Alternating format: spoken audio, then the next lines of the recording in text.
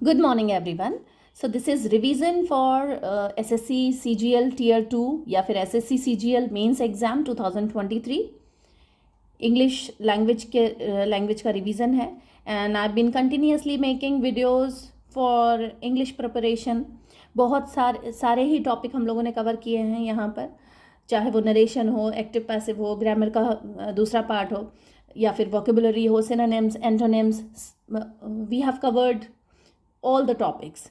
सो channel को subscribe कर लीजिए, शेयर कीजिए, लाइक कीजिए ताकि आपको सारे वीडियोस बराबर उनका नोटिफिकेशन मिलता रहे और तैयारी करते रहिए आप. ये वीडियोस एक अच्छी हेल्प होंगे आपके लिए.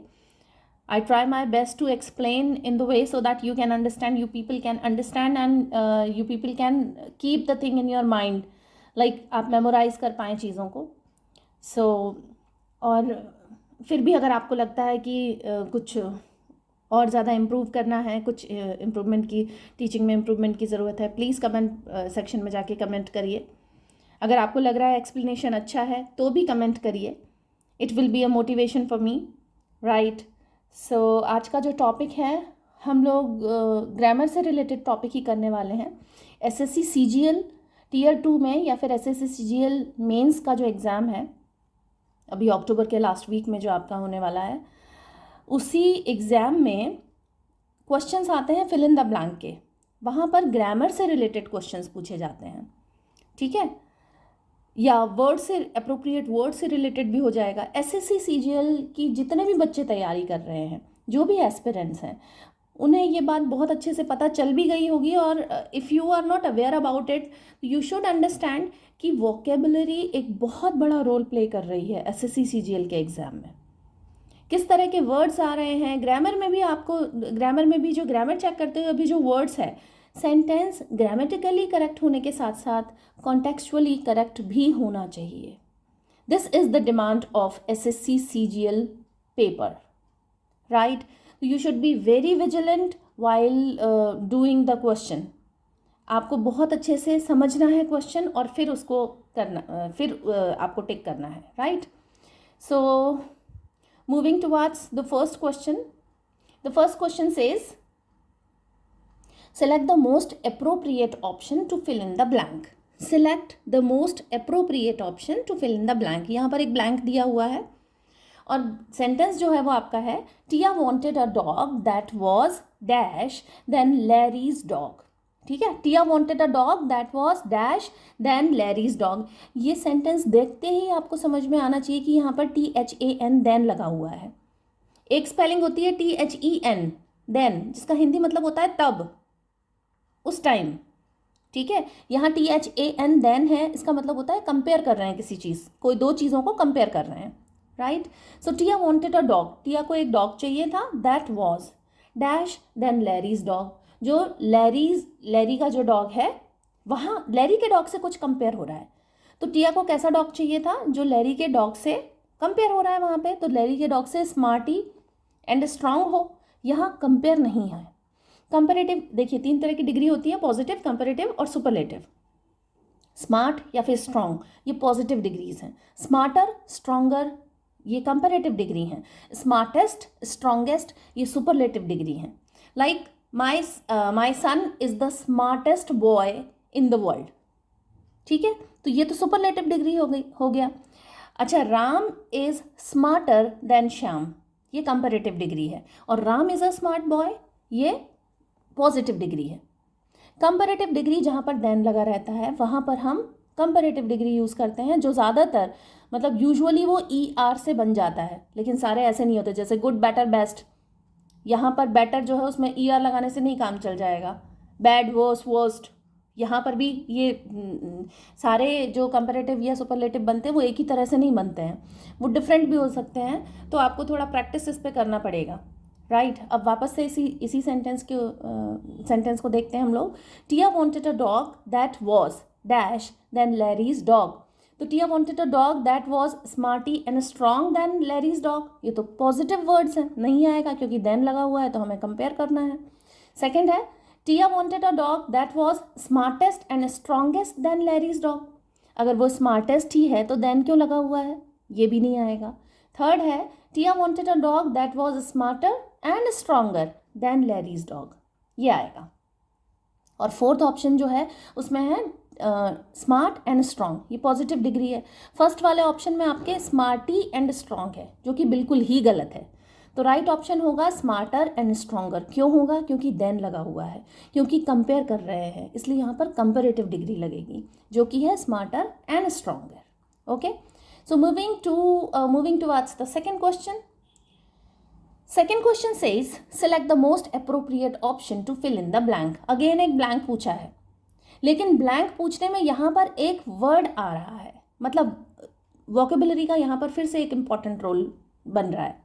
Many students do not dash attention in botany class.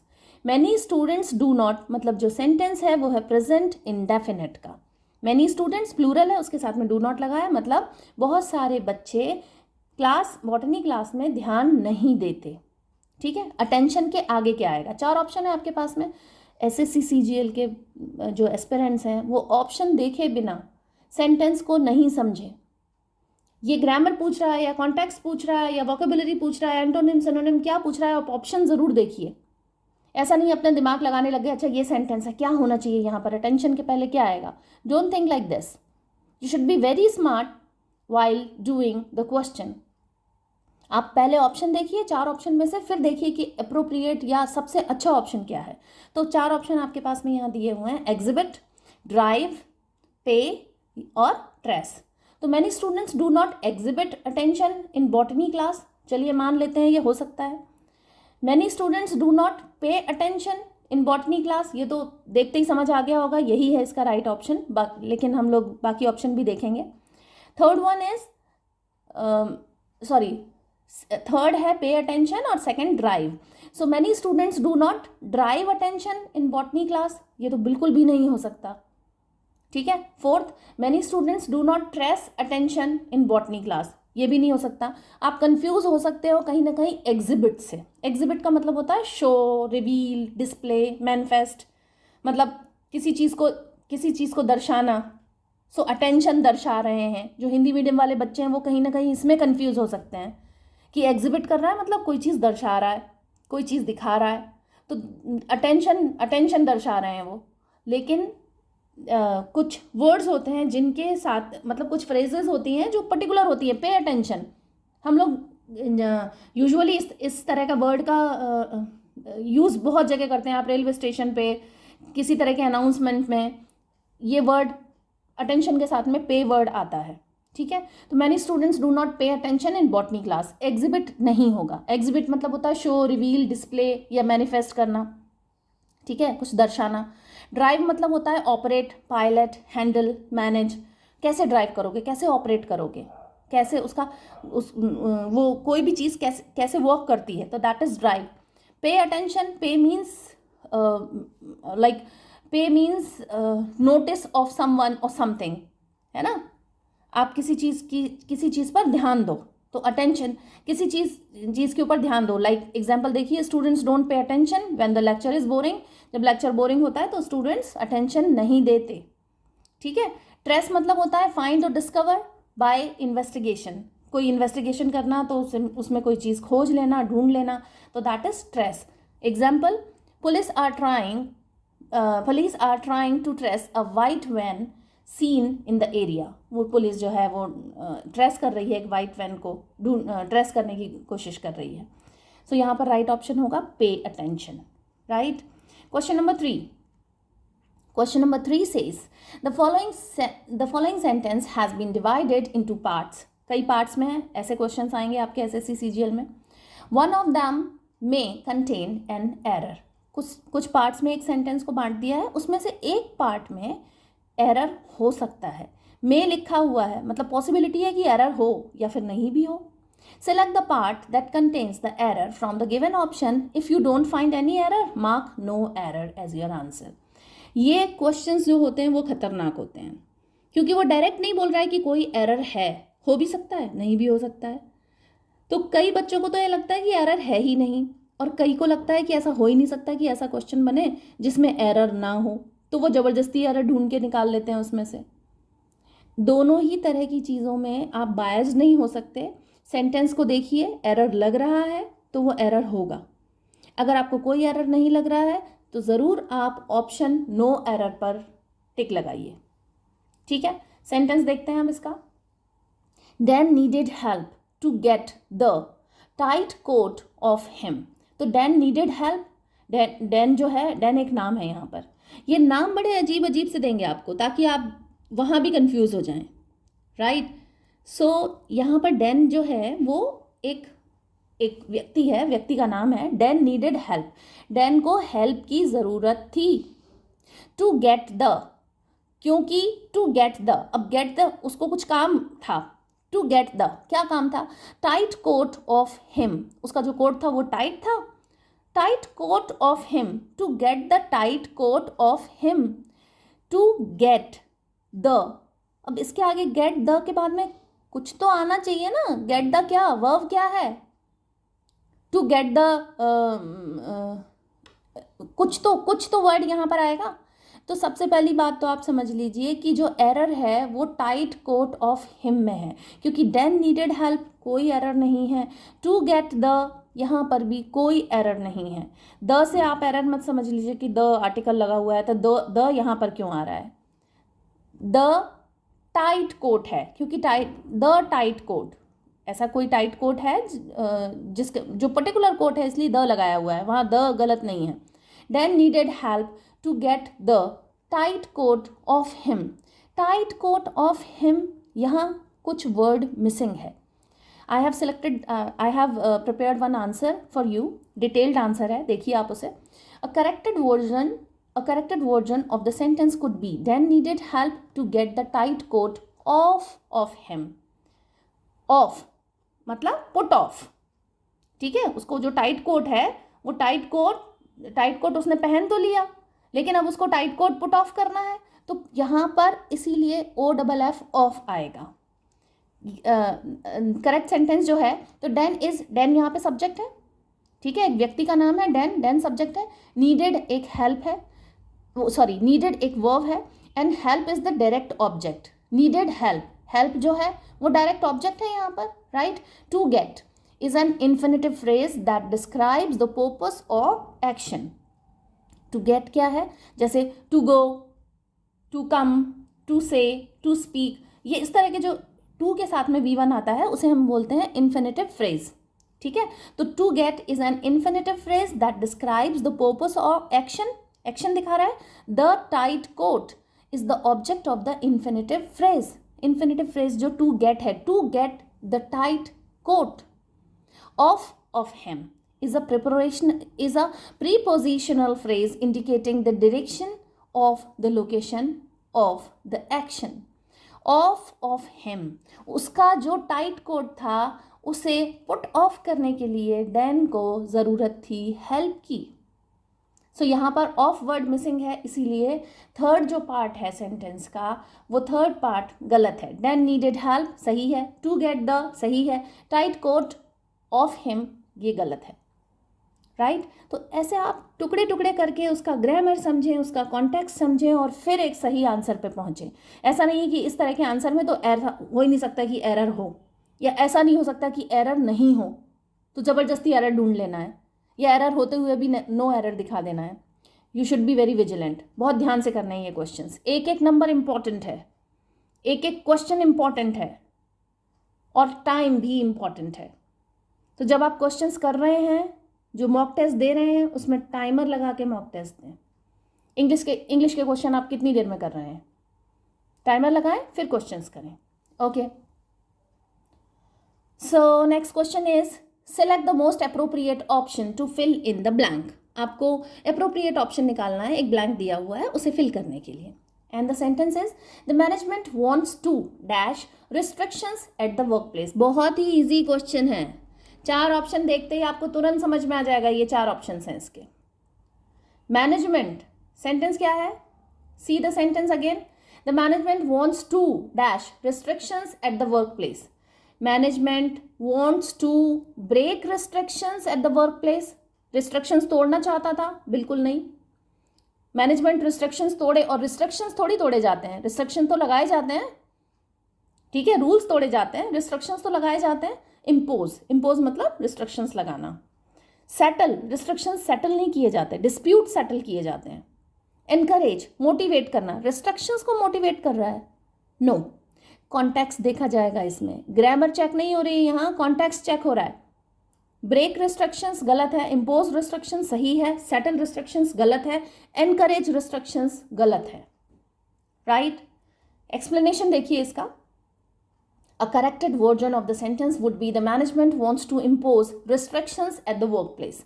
This corrected sentence, in this corrected sentence, the management is the subject, wants is the verb, to impose is the infinitive phrase indicating the action that the management wants to take.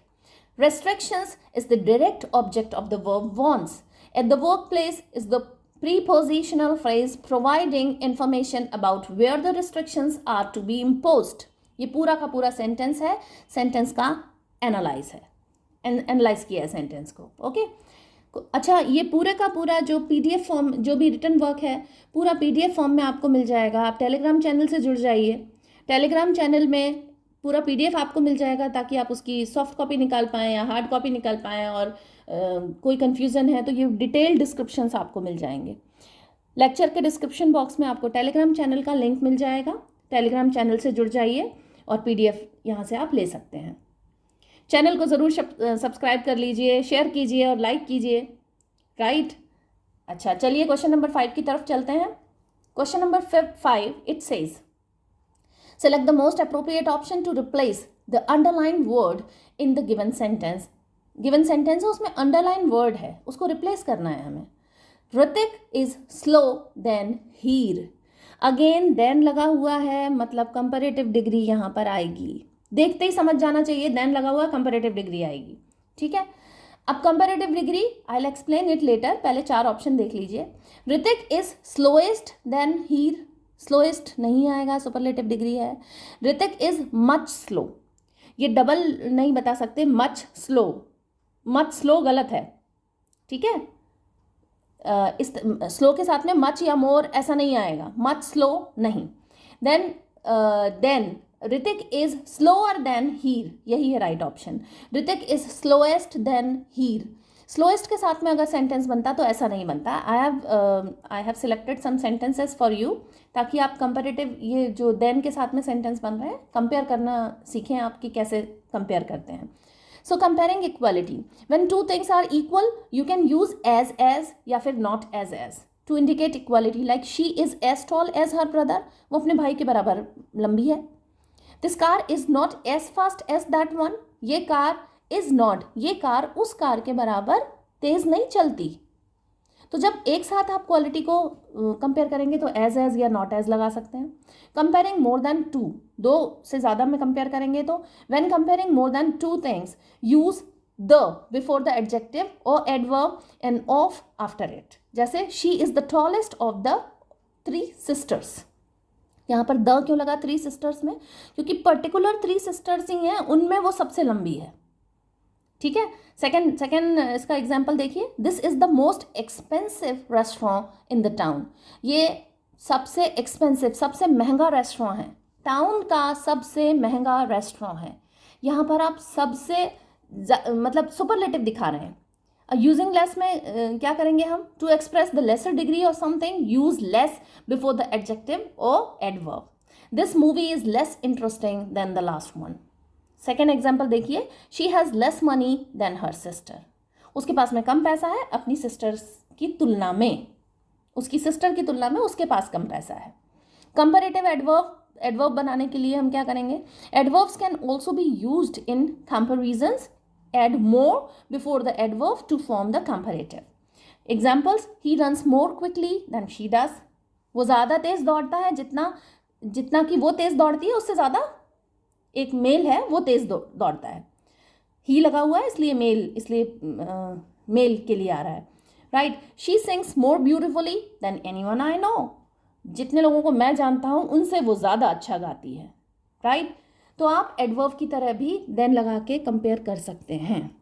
जहाँ then लगा हुआ है वहाँ comparative degree आएगी। Usually ER लगाने से comparative degree बन जाती है, लेकिन हर जगह ये नियम लागू नहीं होता। सो आज के लेक्चर के लिए इतना ही. Keep learning. Thank you so much.